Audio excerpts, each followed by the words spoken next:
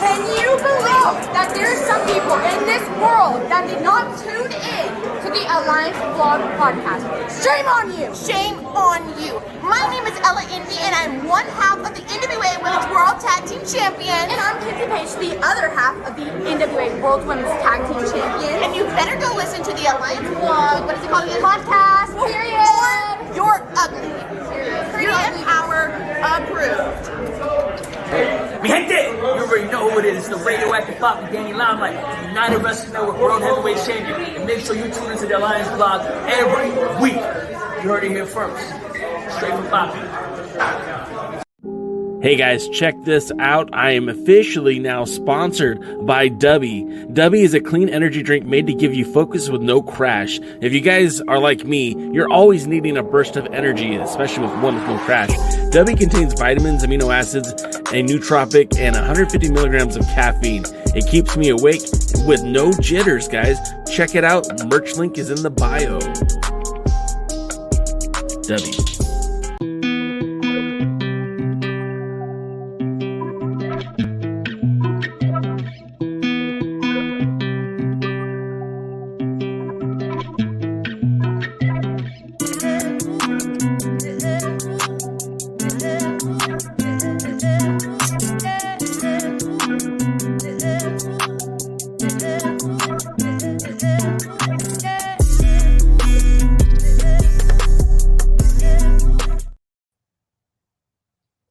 Oh, we're on. Hey, everybody. Welcome to the pre-party, a presentation of Alliance-Wrestling.com, your number one source for news and information for the National Wrestling Alliance. My name is Jay Cal, and I'm here every Tuesday to talk to you, that hashtag NWA fam, about the National Wrestling Alliance.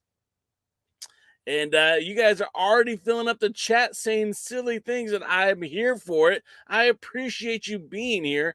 And we're here to talk, like I said, we're here to talk NWA, but maybe we'll talk about a little bit of the United Wrestling Network. Maybe we'll talk a little bit about what's that other promotion that all the cool kids are talking about? Oh, yeah, Major League Wrestling. That's the one.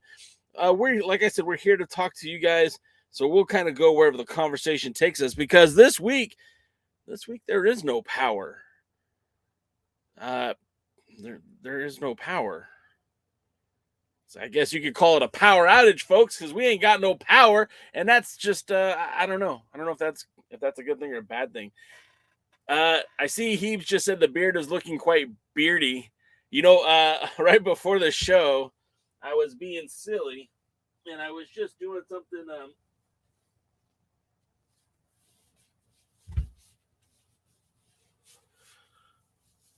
And well, I gotta admit that wearing this mask is not it's not fun when you have a lot of facial hair. And yes, your boy Jay Cal is in fact the legendary Luchador Blue Demon Jr. We do stuff for shits and giggles on this podcast, and I hope you're here for that as well. Again, we're here to talk the NWA. We're here to talk National Wrestling Alliance. And, of course, we have some cool things in the works with the NWA. As fans, we get to sit back and watch some pretty cool stuff. And I, for one, am pretty excited about what's coming down the pipe. I know that we are just a few weeks away from the January 31st live television taping taking place in Knoxville, Tennessee, where the NWA goes live for the first time. Now, let's be honest for a second. Let's call a spade here. Going live is not that big of a deal, right? Because AEW goes live just about every Tuesday night. WWE goes live on Wednesday or Mondays and Fridays.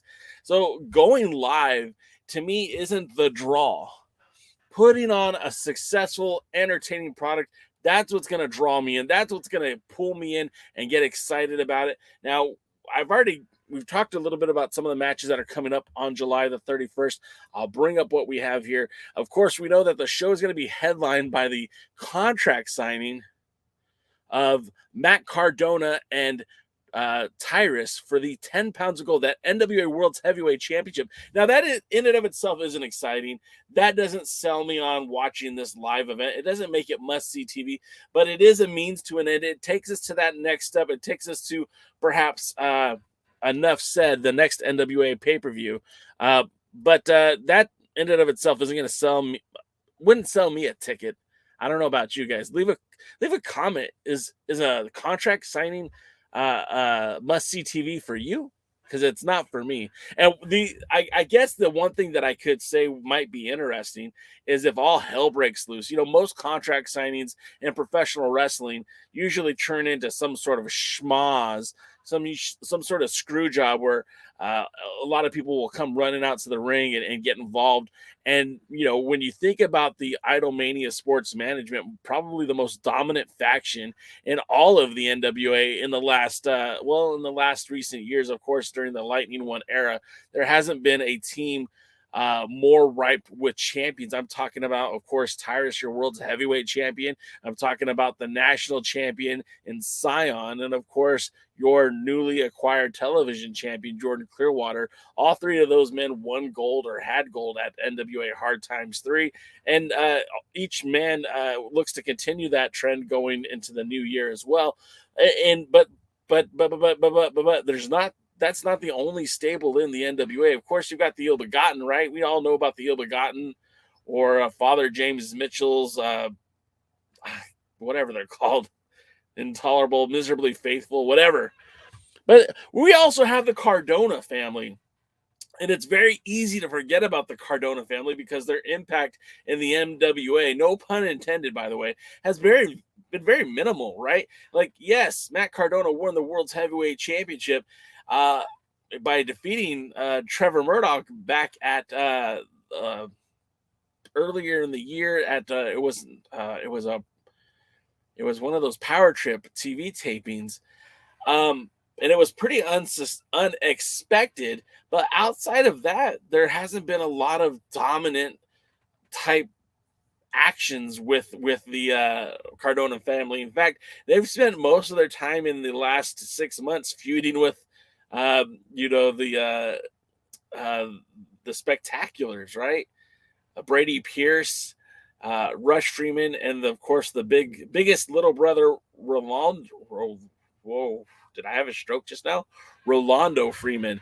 And I just have to I have to question could there be some sort of schmoz, some sort of barn burner that breaks out in the middle of the show? Could we have some bedlam during the contract signing? And that's really the only thing that makes it even somewhat interesting to me, is if we see that faction of Mike Knox, Brian Myers, VSK, if he's still even around, Chelsea Green, come running out to the ring to get involved with the contract signing between Tyrus and Jordan Clearwater, Cyon, Black G's, and of course Austin Idol. That might be make for some fun television, but again, I'm not specifically holding my breath for that. I feel like the show can be entertaining even without that. We also know that everybody's favorite, Kerry Morton, your World Junior Heavyweight Champion, who's been on a tear as of late. He's been defending that title everywhere he goes, and he goes all over the place. He'll be in action, but the only 3 matches that have been announced for this big event is going to be Bully Ray, of the Dudleyville family, the lineage from Dudleyville. I mean, he's in 1 Hall of Fame. He's in 2 Hall of Fames. Yeah, Bully Ray Dudley, who, I mean, let's face it, man, he's in the main event this Friday, right? This Friday, he faces Josh Alexander for the Impact World Heavyweight Championship.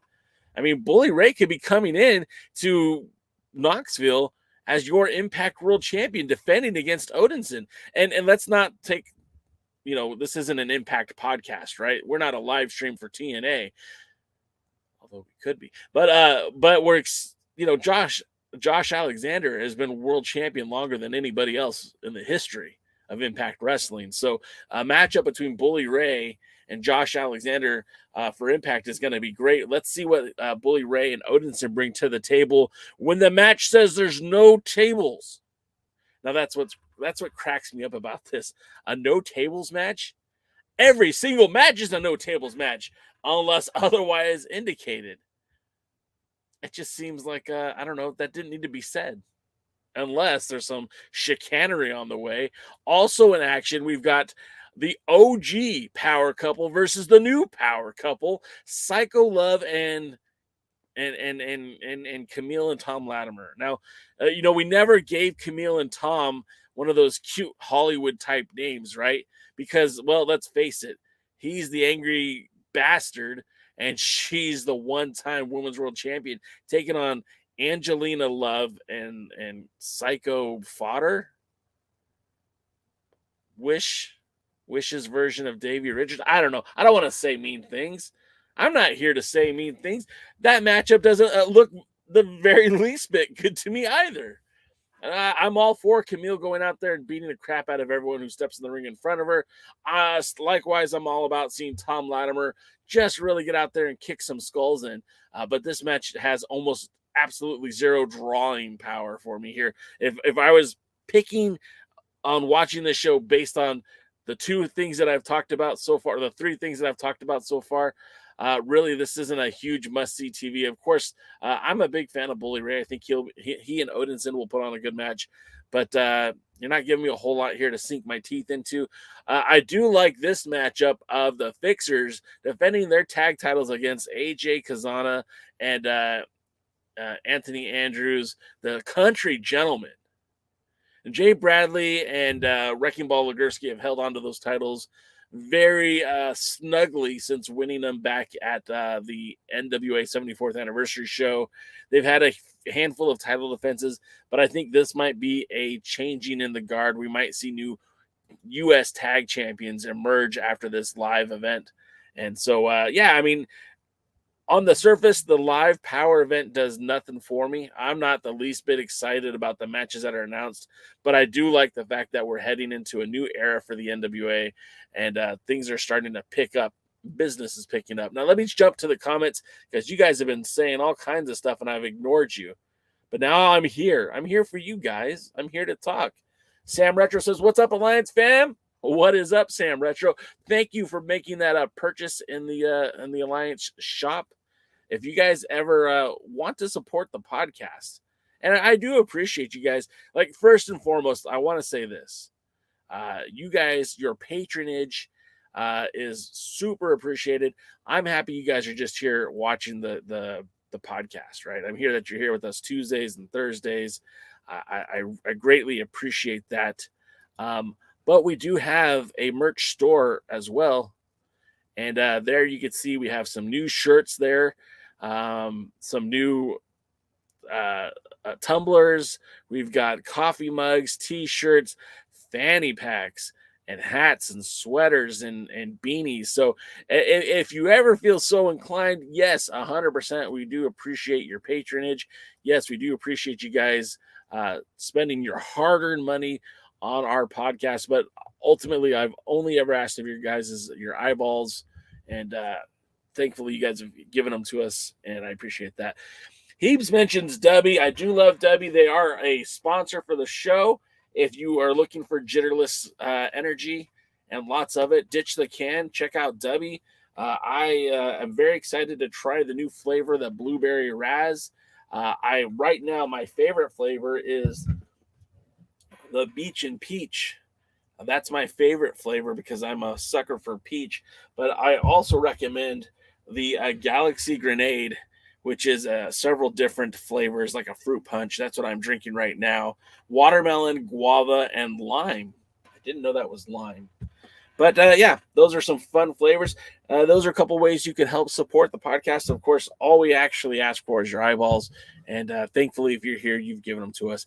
Medium 5 is in the house. What's going on? He asked, what is the sugar-free sweetener in that's used in Dubby? You know what? I will find that out for you for sure. But I don't know off the top of my head. I'll look later for you, and I will find that information out for you. Willie Bone says, what's up, Goomba? Oh, he's talking to Medium 5. Yeah, Medium 5 is our resident Goomba. No, I don't think we're going to be doing a watch-along today. I'm literally going to be on the road tomorrow to Arizona, so I have to do some make some arrangements before I leave. I'll be on the road all day Tuesday or Wednesday in Arizona for the evening, and then back on the road back here to Southern California, and then back to Arizona on Friday as we get ready for the red carpet rumble. So I won't be able to do a watch along today. I apologize. Media M5 says I can talk MLW or almost anything I've seen. Yeah, talk about it. Talk about it. I know on Thursday we're going to spend some time romancing that world title reign that our boy Hammerstone has had. Now, Hammerstone came onto this podcast about a year and a half ago. Kevin Frazier brought him on. They're pals in real life, and it was really cool to talk to Hammerstone, talk to him about MLW, talk about pro wrestling. And that dude is just killing it for MLW. Nothing but the best for that guy. Media says, yes, it's a power outage. Willie says WWE and AEW are garbage. Excuse me. Media M5 says, yeah, it's there, and I have no way to get to Knoxville. That sucks, Media. I'm really sorry about that. If anyone is in or around that area of Tennessee and could help out your boy Media M5, I'd take it as a personal favor if you picked him up. But that is what it is. Let me get a drink here. And I want to give a shout out to our boy, Jeremy, who is working and listening at the same time. Jeremy, you're the best. Love you, brother. Jeremy is a part of our other Alliance Guy show that takes place here on Wednesdays, actually 1 hour later at 3:05 Eastern, 6:05 Eastern, 3:05 Pacific. He says, live at least doesn't allow Billy to overthink dumb things. That is true. That is very, very true. Unfortunately, I think he's already planned the dumb things. They're just going to let it happen. Medium 5 says, Jay, 2 weeks ago when I looked for tickets, many tickets were left. Almost the whole venue. Looks like most of the TV side was sold. Other than that, tons of seats left. Man, that's rough. We want, personally, I want to see the NWA succeed, but I also want them to experience genuine, success and failures. I don't want just the NWA diehards to keep traveling to the shows. I want Billy to succeed on the basis of, is this product good or bad? Is this a product worth watching or not? And I feel like, too much of those numbers over the last year have been inflated by people who, like me, would just go to the show because they can go to the show. I want their success to be based on, are people really showing up to watch the wrestling? Are they there to enjoy the NWA, or are they there to remember the NWA? There's a big difference. I'm hoping that people are there to enjoy. Willie says, State Puff Marshmallow Man versus Coward Cardona. Conrad. That was a Freudian slip. Yeah, not a big draw for me. He says they announced Tom and Camille in action. Now that's a draw. Yeah, I love Tom and Camille. I don't know if I'm going to love them facing Fodder and Angelina Love, but, I've been surprised before. James Bell's in the house. What is up, James? Medium 5 says the car dummy. Nice. Heaves agrees with me. That is brilliant. Dave Scooby says, but how do we know that a Tyrus and Cardona will actually wrestle unless we see them sign contracts live? I mean, that's a heck of a point. That is a genuine point. I'm sorry, I had Facebook open. Now I have to close it because I'm getting messages. And that's interfering with the program. So let me just turn that off. Okay. The Coward Cardona family. Medium 5 says, Ben Heberlin, don't forget Cardopay or Cardify. All right. I like it. Medium 5 says, Bully Ray coming in with the Impact title could be the best thing for the NWA, but I don't see it happening. Yeah, I mean, let's be perfectly honest. Why would you take the belt off of Josh Alexander? He is essentially the franchise. He is the Impact Wrestling as I know it today. I mean, long gone are the days of Samoa Joe, AJ Styles, Jeff Jarrett, Sting, Raven, Rhino. Well, I guess Rhino's still there. But nevertheless, that company is very different from when I used to watch.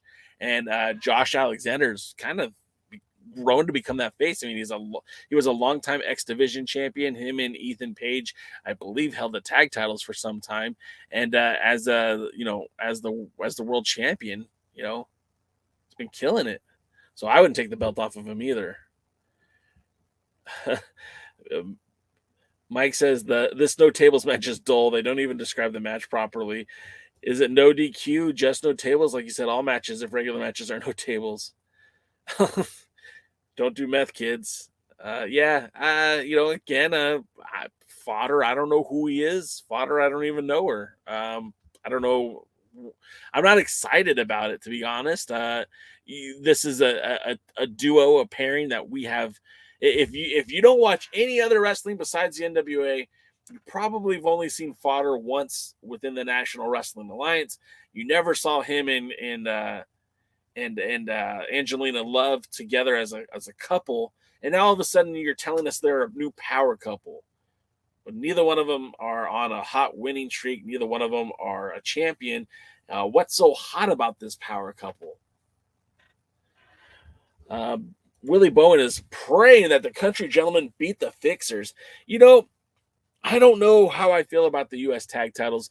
I feel that it's become antiquated and boring. I was worried that this was going to happen because there isn't a huge tag team division in the NWA as it is. Look back at the Crockett Cup. How many of those teams were regular tag teams for the National Wrestling Alliance? And my answer is not many. Not many at all. And so when you put together a separate tag team division, now you have kind of diminished the amount of tag teams that are available to challenge for the world title, and the lesser tag teams are going to be there to compete for the U.S. tag titles. Well, this wouldn't be a problem if the organization was bigger, if they're running more live events. They don't. So the Fixers versus the Southern Gentlemen, again, up until recently, AJ Kazana was used as an enhancement talent. Anthony Andrews doesn't have a lot of wins under his belt either. But this could be a fun match, and I don't know, like maybe a change of scenery for the U.S. tag titles. Maybe having Wrecking Ball Legursky and Jay Bradley chase for the titles might be more refreshing than them being the tag team champions. So we'll see how that goes. Scooby's actually looking forward to seeing Tom and Camille. I don't think we've seen it too often, so it could be something very, very interesting. Don't see a lot of intergender wrestling in the NWA or mixed tag, if you will. So we'll see how this plays out. Sam Retro says, I want the Country Gentlemen to win also. Yeah. I mean, I think it'll be pretty cool. Sam, we do have caps. It's not this style of hat. I don't know where my normal hat is. I actually had these made and I handed them out. I've got maybe one or two left. If you're serious about it, you follow me on socials, DM me, send me your address, and we'll work something out. He says, what if we're blind, Jay? What if we're blind? I mean, yeah.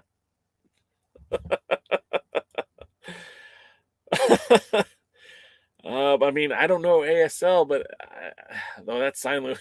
Oh, jeez. Oh, my God.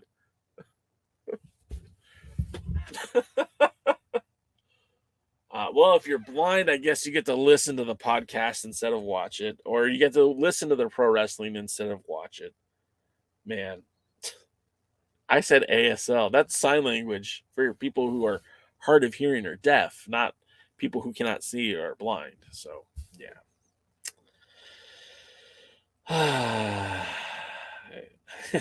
Cardoofy. I like Cardoofy. Mike says, yeah, Rhino's still an Impact, but now he's more like an over-bloated sloth. That's too bad. I had fond memories of Rhino being the ECW World Champion. Even his time as the NWA World Champion in Impact was fun.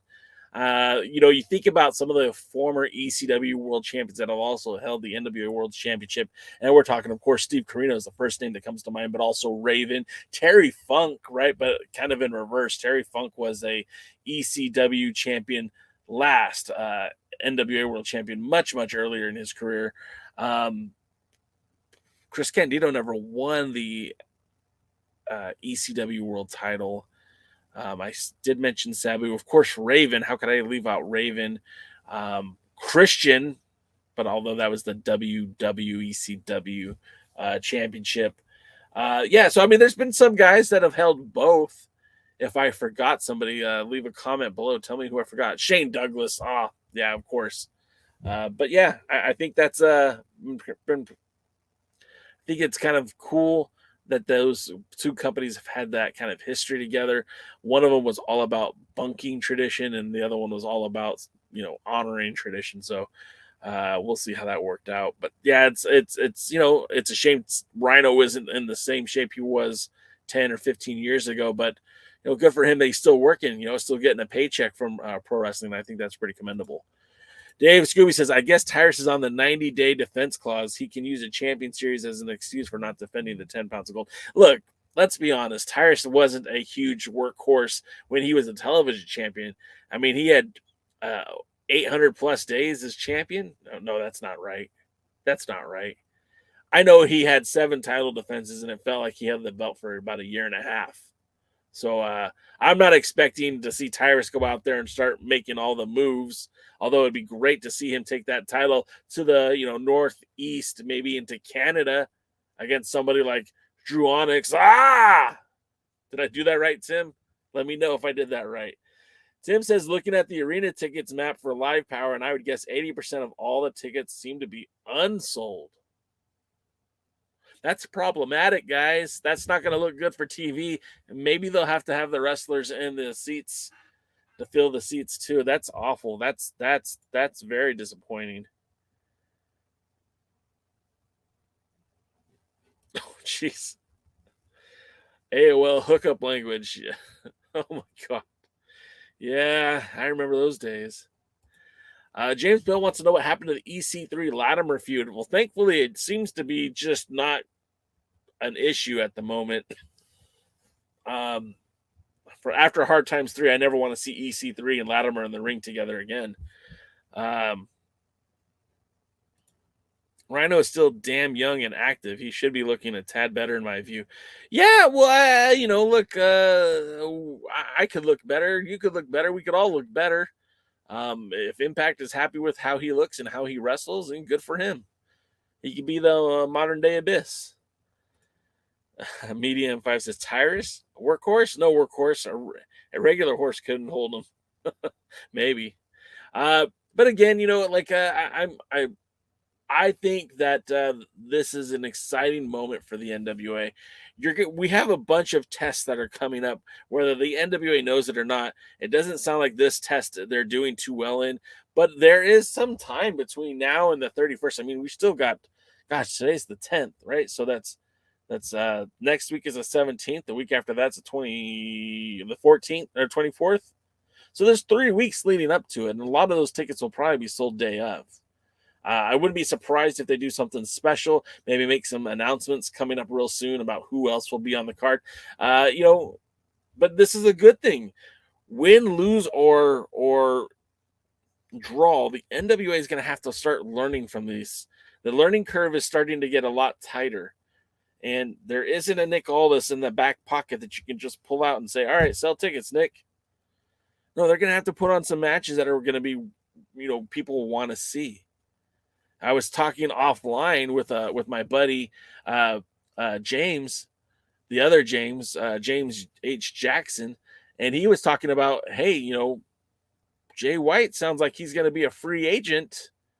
What if Jay White came to the NWA? And to that, I'd say, I'd welcome him with open arms, but I don't think he fits the current direction of what the NWA is looking for. I think he makes more sense in a WWE or AEW or even an Impact. I don't think he makes a lot of sense for the NWA. Could you imagine a match with Jay White and Tyrus? Like, I just don't think that would work. Like, I don't think it would be good at all. And then I'm talking to my buddy Chris, who right here says La Resistance for the NWA Tag Team Champions. If you guys remember, La Resistance was someone's going to have to help me out. I know it was Rob Conway, and it was who is that other guy? I know Chris will know. Chris, where you at, bro? Help me out. I'm drowning over here. Anyways, Rob Conway, if he's being active on the indies again, and Chris and I have talked about this, that's a guy that I think would be a perfect challenge to Tyrus. Rene Dupree. Thank you, Chris. Rene Dupree. But I honestly think if you have access to Rob Conway, why don't you book him as a challenge to Tyrus? He's a former 2-time world heavyweight champion. He was the guy that took the belt to Wrestle Kingdom, right?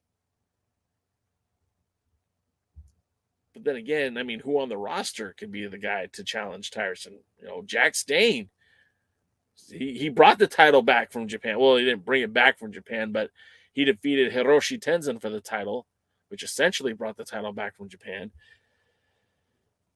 Matthew Underwood, what's happening? Well, we're talking pro wrestling, Matt. We're talking NWA pro wrestling.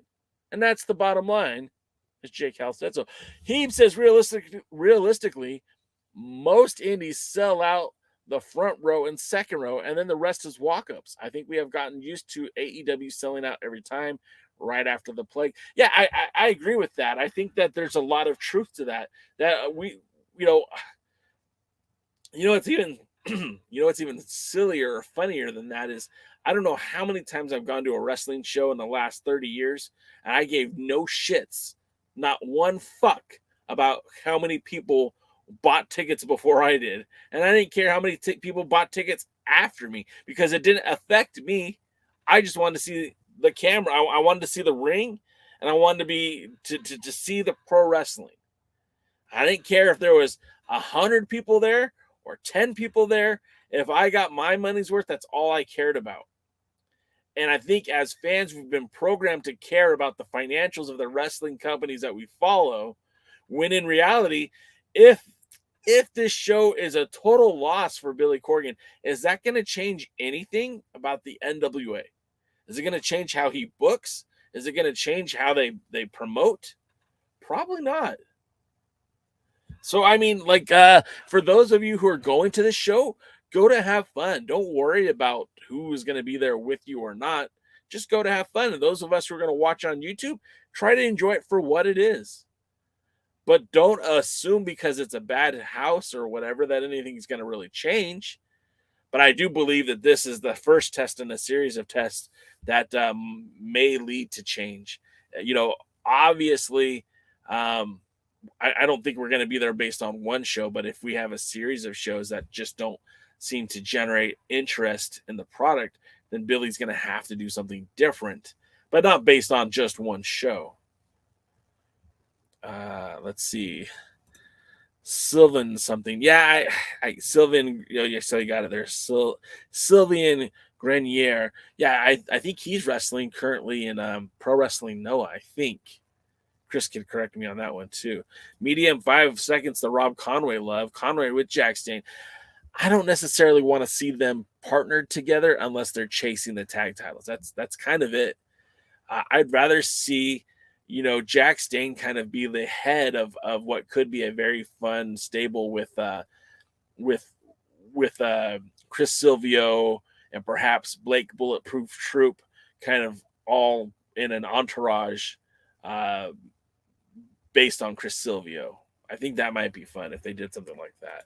James Bell says, as you know, I never criticize the NWA, but the dumbasses running the day-to-day have no marketing clue. Why haven't they taped the University of Tennessee in Knoxville for ticket sales? Yeah, I mean, it seems like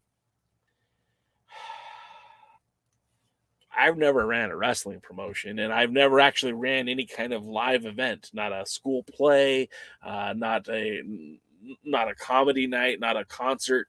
So I'm not sure how venues work and how ticket sales work. But if I was a gambling man and I was efforting to do basically what the NWA is doing, having a live event, I think the first thing I would do is find a street team in that local area and have them flyer those schools, have them contact the fraternities, the sororities, offer discounts, offer bulk ticket sales, offer, a fundraising opportunities for the sororities and the fraternities on campus. Like, hey, for every one ticket you sell, we'll give you a ticket. So if you sell 100 tickets, or you're only paying for 50. Stuff like that could be used to raise funds for these programs on campus, the clubs that are on these universities. Okay, you don't want to do that route. Even the local high schools could help out with that. I mean, we had pro wrestling come to my high school when I was on the wrestling team, and it was awful. It was god awful, but it was like the leftovers from the old Grand Olympic days, and some of the talents from Glow. I had what was her name, Hollywood of Hollywood and Vine, fall into my lap wrestling Cheryl LaRussa, sitting front row at Mayfair High School's wrestling spectacular. It was the worst / best night of my life. I became a man that night, gentlemen. But be that as it may, our school used that event as a fundraiser for the athletics program. The NWA, if they were smart, they could do the same thing. And I know it, maybe it sounds like, well, that's beneath them, but why? A gate is a gate. A sellout is a sellout. Ticket sales are ticket sales. I don't care how you get them. But maybe I'm wrong. What do I know? I never ran a wrestling show. I'm just a mark with a microphone, right? Dave Scooby said maybe Tyrus gets hurt before his pay-per-view. Enough said like Cardona did right before Always Ready. That would be a shame. Or should it? I mean, that would be an interesting turn of events. Not in the best way possible. Then what do? Do you run out? Like, if that's the case, Scoob, and I know you guys have done some fantasy booking on the other Alliance guys. What do you do? What match do you run with then? Are we going to get a rehash of Murdoch versus Cardona? Are they going to throw Pope into the match? I mean, I would love to see the Pope in the main event, but I don't know how to get there, and I don't know if that's the right decision to do. But, I mean, I wouldn't hate it either. Sam Retro says Jack Dane for world champion. Slam dunk. He's correct. Sam Retro is correct on this one. I would love to see Jack Dane get one more run with the 10 pounds of gold. I think he's got enough gas in the tank, and he can get out there and put on the show that you need him to do. And honestly, in terms of charisma, in terms of in-ring ability, maybe he's not the top guy on the roster, but he's solid, and he's got the credentials. And if you don't know who you want to be long-term for the next world champion, he certainly could be good for an intermediary while you're trying to figure that out. He says if the NWA wanted to control the narrative on ticket sales, they should run in Crimson's town and headline Crimson versus Tyrus. I mean, absolutely, but more than likely we'd get, Crimson versus Jack Dane and Tyrus versus Matt Cardona as a co-main event. Mike kind of goes on with that. James Bell, so much they can utilize in Knox Arena, even JCPW school itself. Yeah.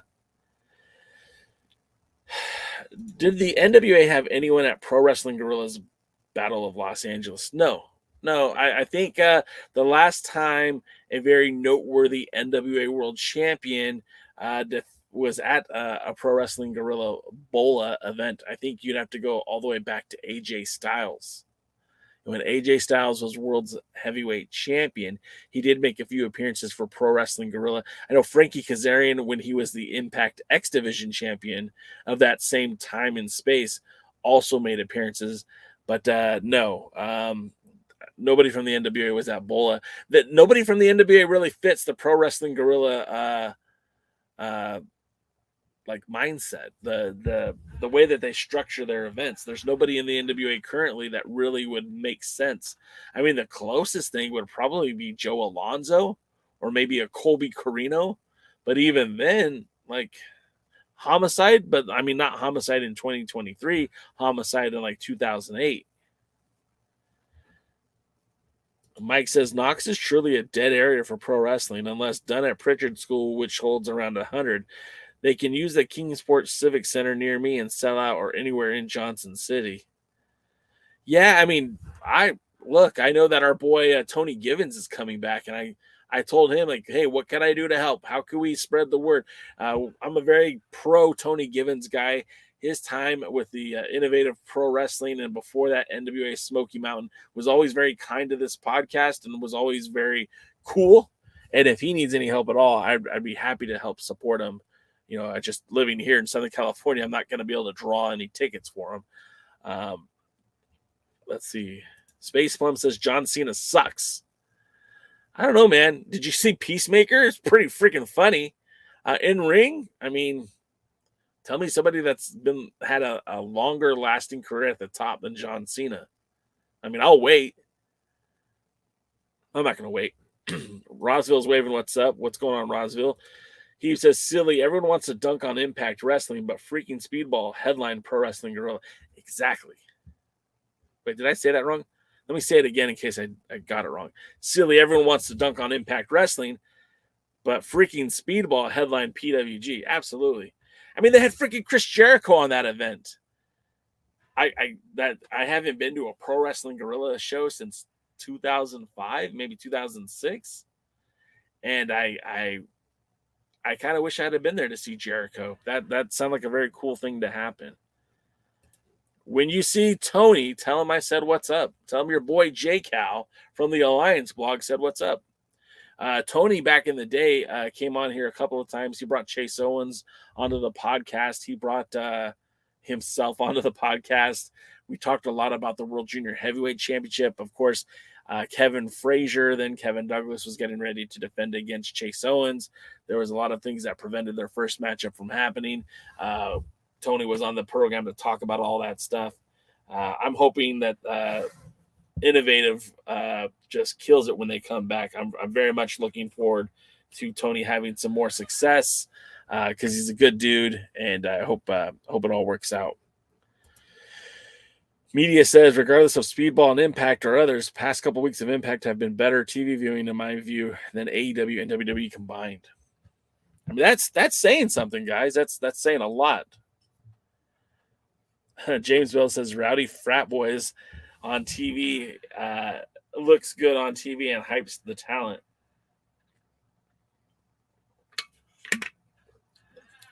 Yeah, I agree. I think I would do that. I mean, geez, Kerry Morton's your World Junior Heavyweight Champion, and he's a frat, or maybe, whoa. He's not a frat boy, but he's still in college. He's 21 years of age.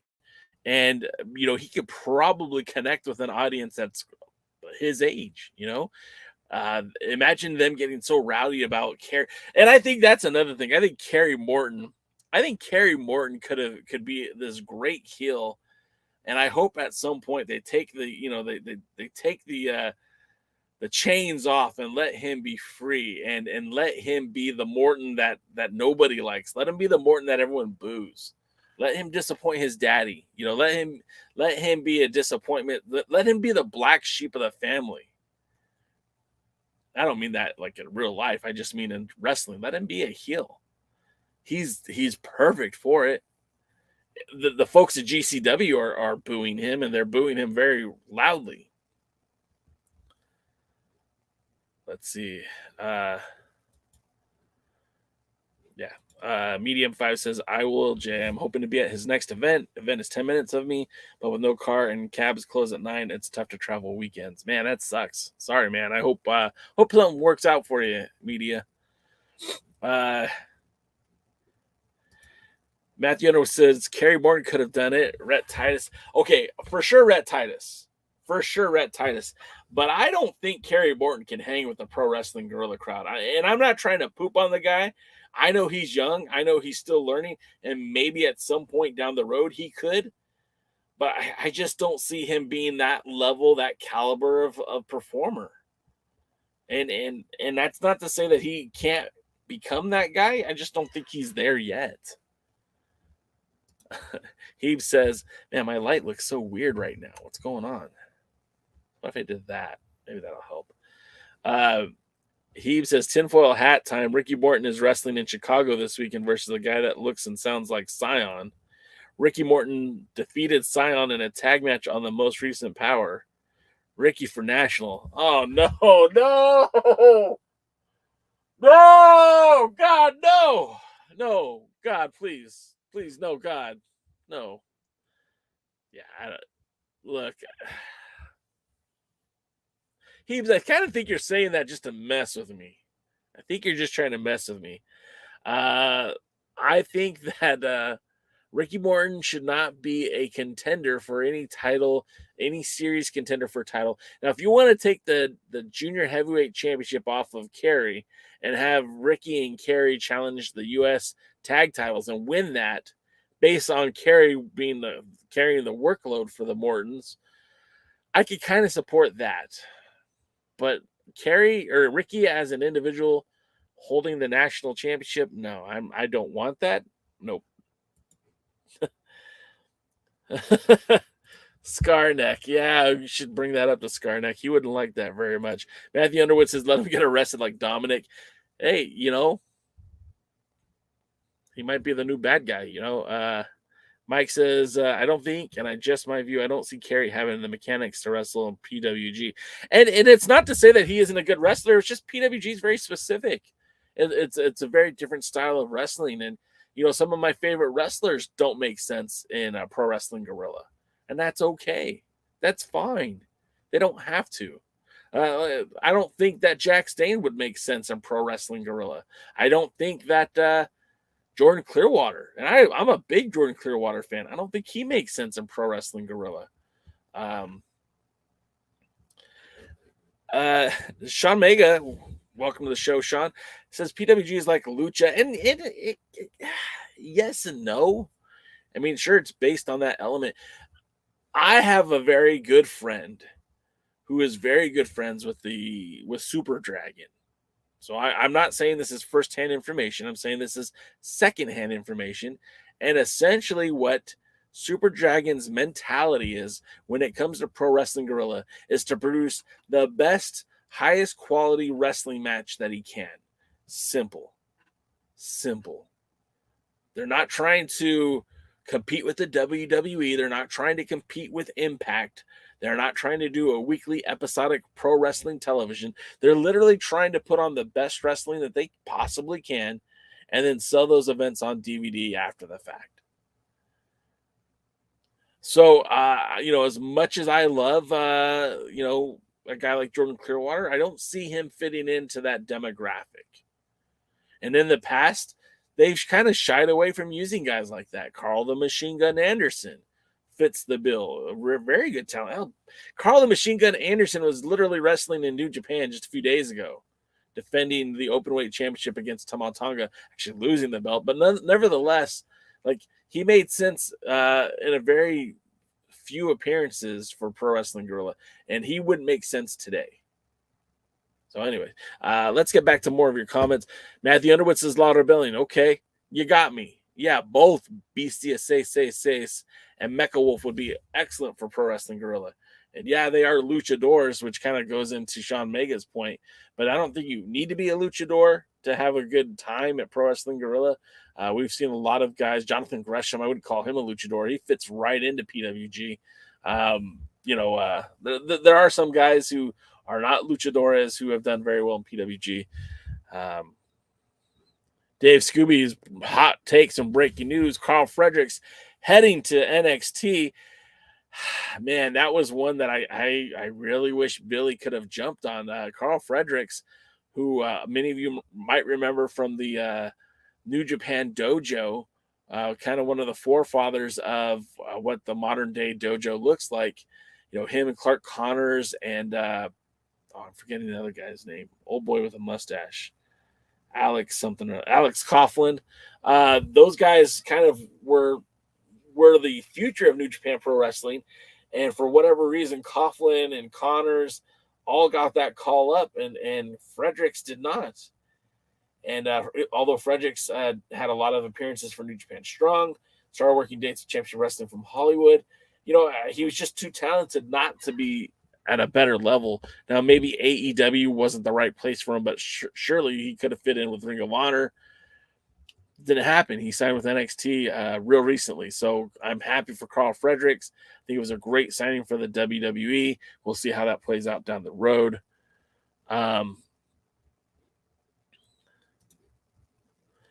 He also points out that PWG and the NWA are almost opposite styles too. 100%. Nick Aldis would not thrive well in the world of Pro Wrestling Guerrilla. Cody Rhodes had matches at Pro Wrestling Guerrilla, but he did not work in that style. It didn't make sense. Adam Cole makes sense. Keith Lee makes sense. The Young Bucks make sense. Adam Page makes sense. And John Moxley kind of makes sense. I don't know if he's ever wrestled PWG, but Mox would make sense. Kingston would make sense. Danny Limelight would make sense, although they don't bother to call him. Willie Bowen says, I'll be happy when the 10 pounds of gold isn't around Tyrus's waist. Dax Draper, Odinson, Tom Latimer, Blake, Bulletproof Troop would be better with the 10 pounds of gold. And I don't think too many people would disagree with that. I just don't. I haven't seen what Billy sees in Tyrus yet. If it was because of the connection to Fox News, there's not enough Fox News viewers tuning into USA or Power. They're not buying tickets to the live event. So I don't get it, but we'll see. We'll see how it all plays out. Wrestling with MMA says, preview of what's to expect from this week's Hot Takes with Jeremy. Sable was fugly.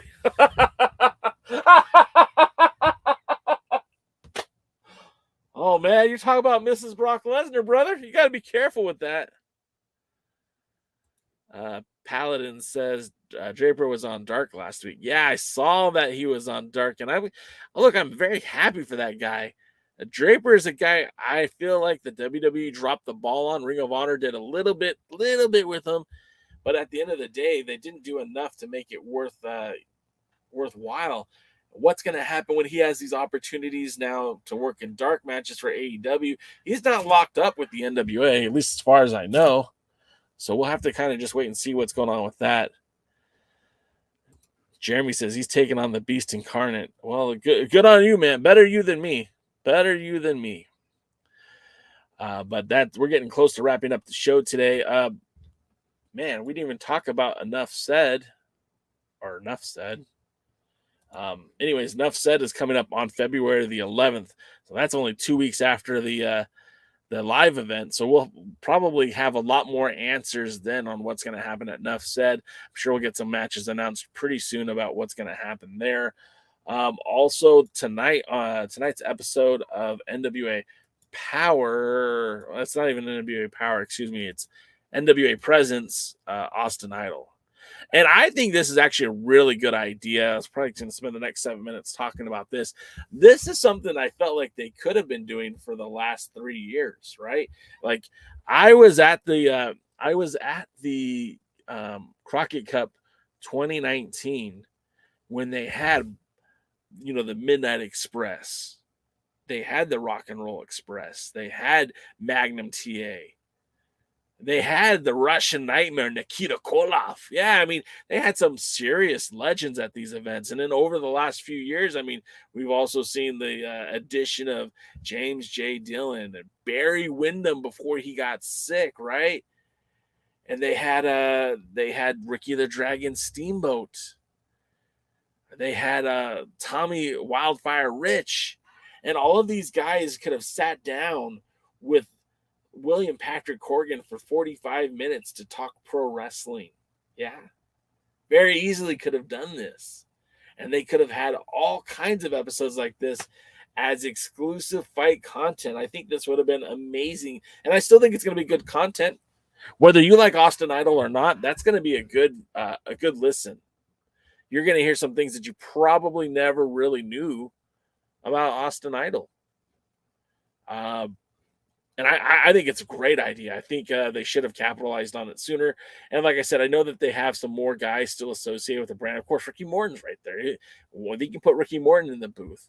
And not in the booth, but in the interview chair. You could put, I know that Dr. Tom is going to be a part of it, I think. So, I mean, they're going to have some good quality content for that. But, man, if they would have just been a little bit smarter about that and have done this for a couple of years, I mean, there could have been some really good content. And Billy's as much garbage as I've said about Billy in the last 3 years, he's still a fan of the game. He's still a fan of the business. And I would imagine he'd have some great questions lined up for these guys. I think it'd have been very interesting to hear him interview some of these other legends. Now, God willing, they could still make this something beneficial to everyone involved. But I hope this is something they continue to do. It sounds like a smart business decision, if you ask me. Matthew says, if Billy is smart, Tyrus gets an angle build on Gutfeld. It will be the litmus test. Then drop it to EC3 or Tom or Matt, who drops it to Clearwater in 2 years. That could be something that they could do too. I think our pals over at the other Alliance guys were talking about that, having like maybe somebody who's not shy from controversy, Matthew Cardona. Maybe he be the guy to call up and challenge Tyrus every time he's on the air. Hey, Tyrus, I just want you to know you're a piece of crap, and I'm going to kick your ass at enough said. Just think it'd be fun, too. Sean Mega says, I want to see Will All Day in the NWA. Will All Day would be pretty good in the NWA ring. I think he would fit in the junior heavyweight division. And, of course, a feud between him and Kerry Morton over the title could certainly be one of those cases where steel sharpens steel, and you could see Kerry Morton, get beat up, but still keep the title, and of course becoming a better wrestler through the process. I think that'd be good. Paladin says, how you handling the rain, Jay? Was crazy last night. Man, it's been crazy for the last 2 weeks. It's been rough. Today's been really wild, man. And this rain just won't stop. And it's supposed to get more rain this weekend. It's not good for business, but I guess it's good for the land. And, so far we're good. Just a little bit wet, but good. Let's see. Mike says, I truly hope they use more legends in the series besides the obvious of Idol and Ricky Morton. Use Pritchard, Briscoe, Flair, Magnum, Koloff, almost anyone alive from Crockett era they can choose. Yeah, I mean they had Flair. They had Flair there for a whole night. Imagine if someone would have recorded Flair talking to Billy just about pro wrestling. That could have been an amazing conversation to hear. Mandy, you're new to the show, Mandy. Thanks for checking us out. I hope you enjoyed our show today.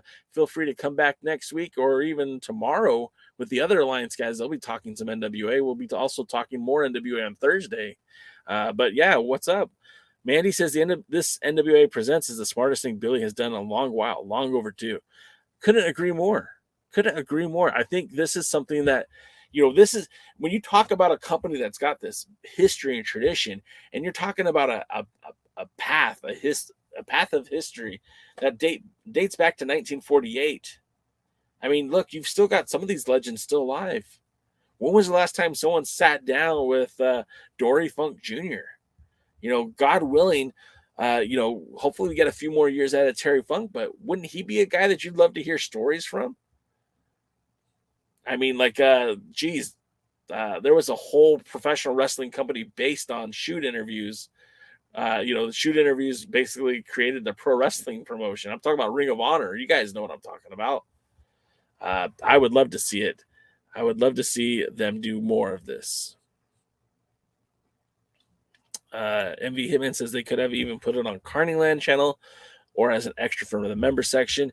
Yeah, I mean, I think this should have been part of their original Patreon plan. Yeah, I mean, you guys might remember the original Patreon deal. It was exclusive content. They used to do conference calls with some of the fans. Do you guys remember that? That was before the pandemic, or I guess right around the pandemic started. They started a Patreon for NWA fans, which I think included, depending on which tier you invested in, a T-shirt, and then the opportunity to join in like conference calls and Zoom chats and all kinds of fun stuff. I think that would have been a smart idea for them to do. When are the finals of the Champion Series? I think we'll see the finals at the live event on January the 31st. Paladin says, I don't know why these interviews haven't been taking place the whole time. AEW has had a podcast where they talk to their talent for years now. Yeah, I don't know. Mandy says, I hope they talk about kayfabe cocktail. Mandy, you must be a throwback. That's for sure. Sean Mega, I don't know what you're talking about. I missed what you said. I'm going back to look. I want to see Will All Day in the NWA and against the heavyweights. All right. I mean, Will Alday's a smaller guy, but yeah, I mean, it can be fun. Paladin says, yeah, we had a drop for years now. We need it. I hate that, though. It kills my business. Dave Scooby says, totally is done with the AEW and Ring of Honor. That'd be another brilliant mind to bring into this. Talk is Jericho also interviews AEW talent. Just watched him with Jeff Jarrett. Mike says he enjoyed the conference calls on Patreon. Paladin says, another thing I noticed is NWA talent don't self-promote. None of them have Twitch channels nor YouTube channels. Yeah, I mean, I don't think most of them do. A lot of, look, Kerry Morton's got his own podcast on the ad-free network. Outside of him, there isn't a lot of self-promotion. That's a shame. There's opportunities for these guys and gals. I mean, look, I know El Envy has an OnlyFans. Don't ask me how I know that.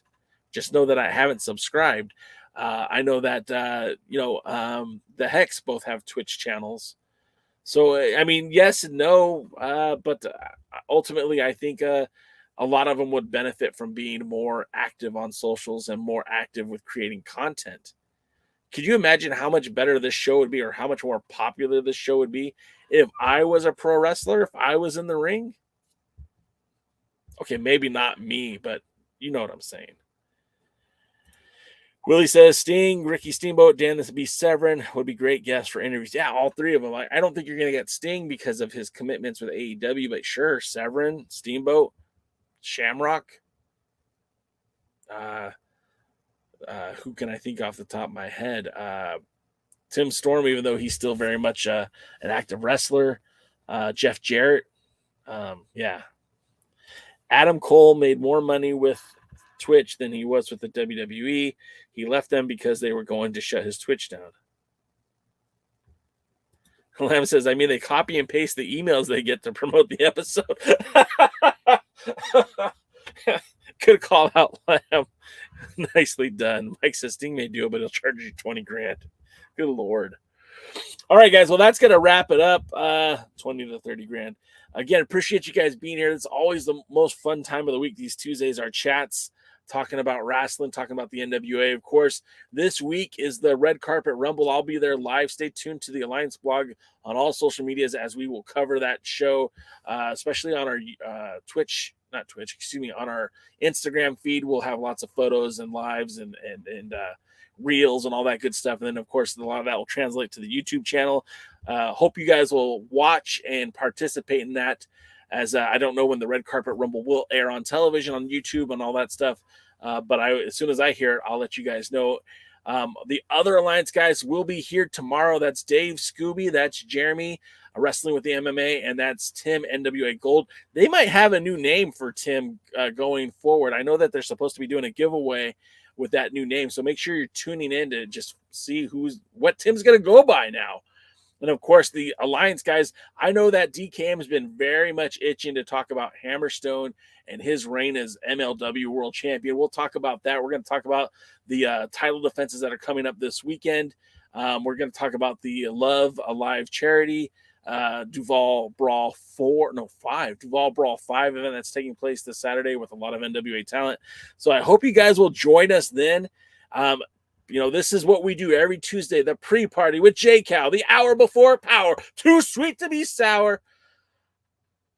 Although it's a present show today. So hope you guys will check it out. If you do like the podcast, like Paladin says, give us that thumbs up. Like, comment, subscribe. That always helps with the algorithm. And then share it on socials if you really like it with your fellow NWA fam.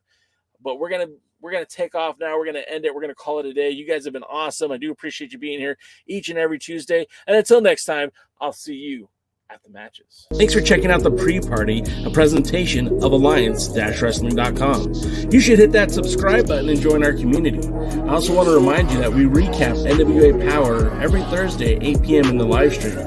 We try to stay social, so find us at the Alliance blog. And until next time, we are the Alliance.